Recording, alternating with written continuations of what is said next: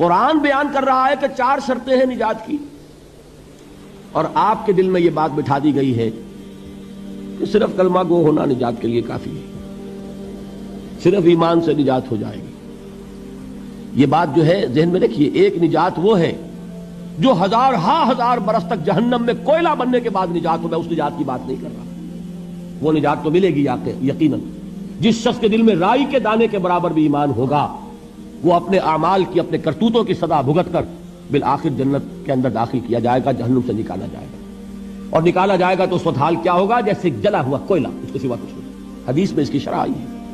لیکن یہ نجات نہیں، نجات وہ کہ جو اللہ تعالیٰ میدان حشر ہی میں ہماری مغفرت کا اعلان فرمائے، اللہ تعالیٰ اول وہلے میں ہمیں جنت میں داخل فرمائے، اس نجات کی بات کر رہا ہوں۔ وہ نجات جان لیجئے محض کلمہ گو ہونے کی بدولت نہیں ملے گی۔ اس نجات کے لیے شرط اول ایمان، شرط دوم عمل صالح، شرط ثالث تواصی بالحق، اور چوتھی شرط تواصی بالصبر۔ یہ قرآن کا بیان ہے، یہ کسی انسان کا کلام نہیں ہے کہ اس میں ترمیم کی جا سکے۔ 4 شرطیں پوری ہوں گی تو نجات ہوگی، اور اگر ان میں سے کوئی ایک، میں اس کی ایک سادہ سی مثال بھی دیا کرتا ہوں، بہت سمپل، سادہ مثالوں سے بات واضح ہو جایا کرتی ہے۔ آپ کسی حکیم کے پاس گئے، اس نے آپ کی نبض دیکھی، نسخہ لکھ دیا، 4 دوائیں لکھ دی، یہ اتنے ماشے اور یہ اتنے تولے، یہ فلاں، یہ اتنی، بھائی 4 دوائیں ہیں، استعمال کرو۔ اب آپ نے آیا ایک اس میں سے نکال دی، 3 رکھ لی، یا 2 نکال دی، 2 استعمال کر لی، تو یہ نسخہ کس کا کہلائے گا؟ یہ اس حکیم کا نسخہ نہیں ہے، یہ آپ کا اپنا نسخہ ہے۔ ہو سکتا ہے یہ نسخہ شفا نہ رہے، نسخہ ہلاکت بن جائے، اس لیے کہ آپ کو معلوم ہے، ہر شخص جو نسخہ لکھتا ہے وہ جانتا ہے۔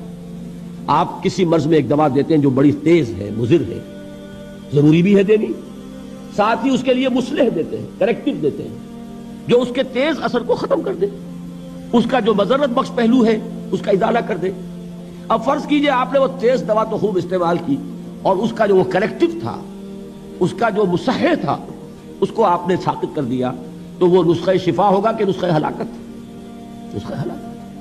تو جان لیجئے یہ 4 اجزاء پر مشتمل نسخہ نجات ہے جو اللہ تعالیٰ نے ہمیں عطا فرمایا۔ والعصر ان الانسان لفی خسر الا الذین آمنوا وعملوا الصالحات وتواصوا بالحق وتواصوا بالصبر۔